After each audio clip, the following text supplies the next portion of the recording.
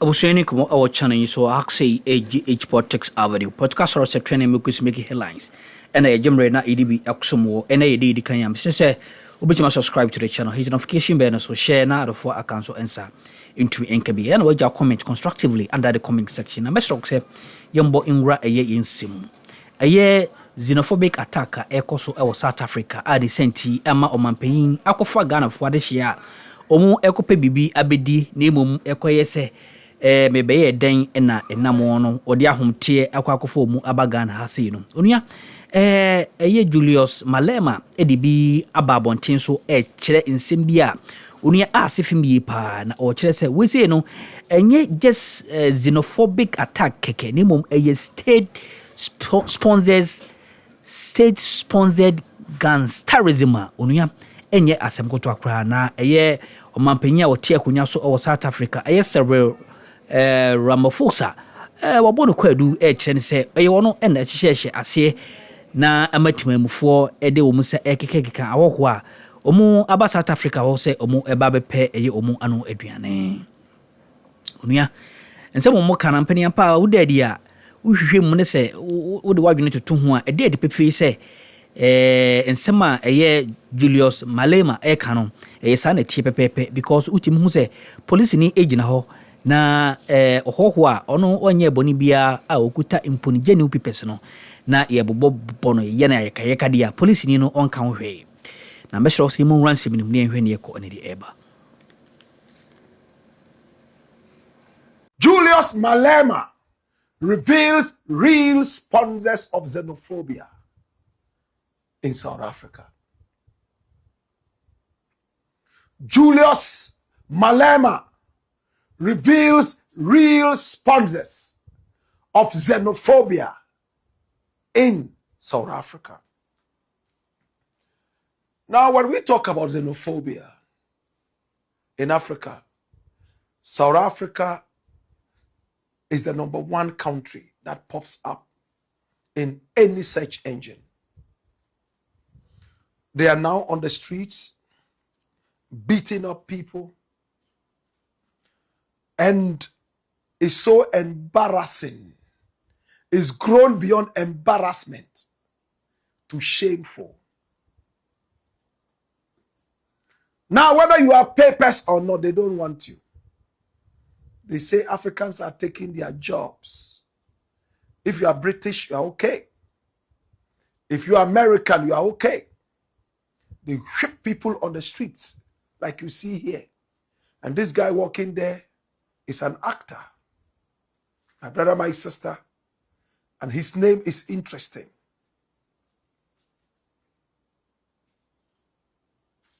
His name, translated into English, means feed the evil.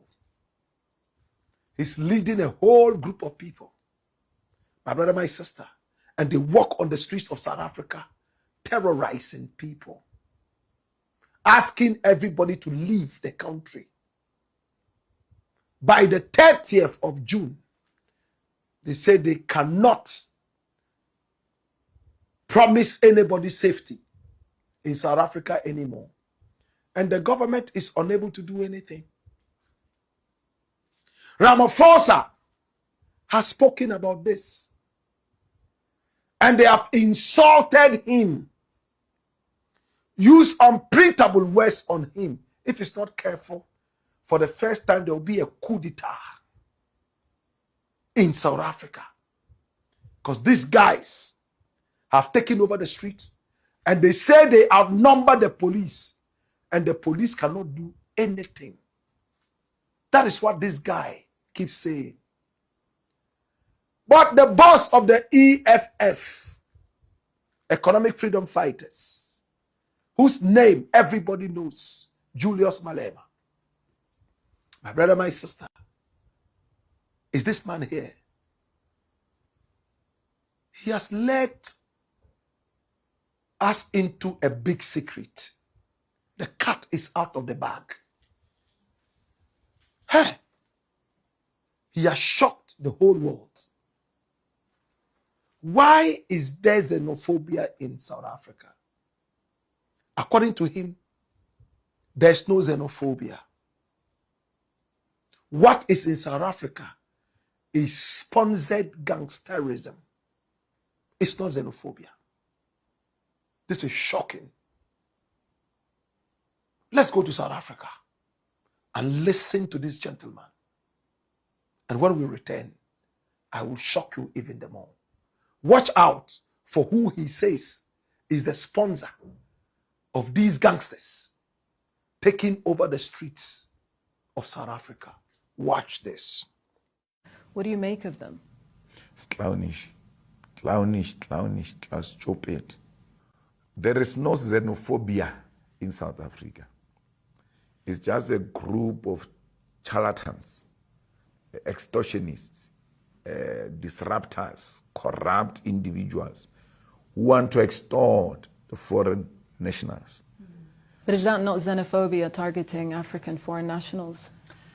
That's why it's not xenophobia. It's gangsterism, sponsored by government. The government is fully involved to distract our people from major issues. How can an ordinary person manhandle a man in front of the police? Because it's a crime on its own. Let's go and check the cases of rape. Who raped South African women? South African men. Who beats up South African children? South African men. Majority of the prisoners there is not Zimbabwe, it's not Ghana, it's not Nigeria. It's not DRC. It's South African men. And you've said about South Africa, we are still a traumatized nation and that trauma is real.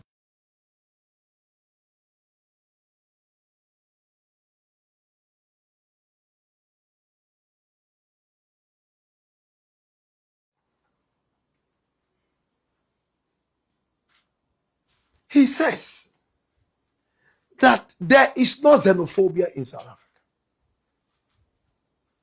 This is sponsored gangsterism.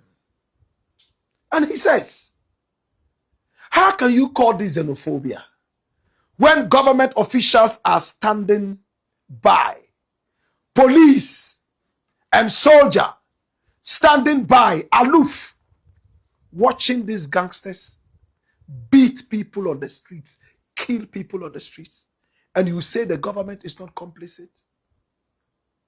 The government can make all the speeches. The government can talk. The government is the sponsor of this. But if the government is the sponsor of this, I want to understand the political implications. Why would the government sponsor the chasing out of other Africans? What is it going to benefit? Your guess is as good as mine. But let's listen to this guy, and we would understand exactly why he says that the government is complicit in this. I want you to open your ears. This is a tape from a couple of years back, and this explains why he thinks and believes that the government is the sponsor of this gangsterism. Watch this. What do you say to some of the people who say, you know what, we love what the EFF is doing, but the manner in which their leader speaks about foreigners, so to speak, somehow dissuades us? Don't vote for me. I don't want that vote. I don't want a xenophobic vote. I love my African people. The same way I love my mother and my grandmother. I'm in love with Africans. Africans are hated everywhere. You go to America, the black skin is a source of hatred. You go to UK, a black skin is a source of hatred. You're asking me to join in the hatred of black people. I know what the hatred of my skin did during apartheid. I'm not going to do that. I'm not going to be asked that I should stand at the border, at the fence between Limpopo and Zimbabwe and block a mother who's carrying a child, only crossing to get a medication in Musina and going back to Zimbabwe because there is a problem in Zimbabwe. I refuse to join that chorus. And if that will not make me the president of this country, I'm happy that let me die with my conscience being clear than being a president who has emerged through selling out his own soul. Nobody asked me to feel like this. Yeah. I feel very strongly about black people. I feel very strong about African continent. And I would rather not be a president because I know for a fact that this is an establishment that is spreading this anti-blackness that we experience everywhere else. It's not true. There's jobs in the restaurants. There's Lesotho women who are working in our houses. Yeah. Our sisters don't want to work there. They've gone to schools. They want quality jobs. Not that they look down on these jobs. They are saying, I cannot, with a diploma, with N6, with qualifications, go and be a domestic worker. Yeah. We want more. Who wants to go and work and be paid with wine in the Cape Farms? Who wants to do that of South Africans? Yeah. Let me and you take trucks and buses now and go and fetch those foreigners who are working there during harvesting season in the Cape wines. Let's go and take them and let's see what's going to happen to those Cape wines. All of those grapes are going to get rotten because our people will never agree to work in exchange for wine. Never will I. Nothing will persuade me. Not the results of the elections, not a gun on my head, not any form of intimidation will persuade me to hate on black people. I will never hate on Africans, not even for votes. Do not vote for me if you don't love Africans and you want me to hate them. I won't do that. I think if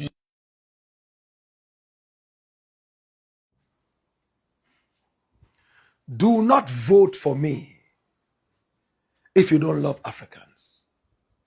Do not vote for me and give me your xenophobic votes. That is the catchphrase. In South Africa, the average South African in Soweto, and they are the majority, they want to have somebody to blame. They want to have an alibi. They love scapegoating. They don't want to face reality. Instead of coming out of their closets, shake off the blankets, shake off the ice and the cold, and going out to hit the road and work. No, they want government stipends. So when the so-called foreigners come and work so hard, they envy them. Yet if they leave the economy, the average South African will never hit the road. As Julius Malema said. My brother, the grapes will rot up in Durban. The grapes will rot up in Cape Town. The wine factories would all be closed down. And the South African economy would suffer. For the white man, he's made his money. He can fly out and go sit in the Bahamas and drink other wines, and he's okay. But it will create chaos. After all, they own over 80% of the South African economy. Now, to those who still do not see why the South African government can sponsor this gangsterism clothed in xenophobia, this is the answer. Julius Malema said this, and he keeps losing the elections every time. It's like Galamsey in Ghana. You actively try to fight Galamsey, you lose votes. You try to fight tribalism, you would lose votes. So what do politicians do? They pretend they are fighting tribalism. Galamsey, yet they are sponsoring both. That is the meaning of what our brother Julius Malema is trying to tell us. In South Africa, all these people are more than just interested in xenophobia. They want to have somebody to blame for their laziness. And if you try to stop them, you bear their brand. So what do? You sponsor them and pretend with the long speeches that you don't like what they are doing. Yet after doing this, they come back to you and you are their paymaster. Finally, these same people now have the effrontery to say that their president has failed. In fact, they are bigger than the police and the immigration. And all those institutions have failed.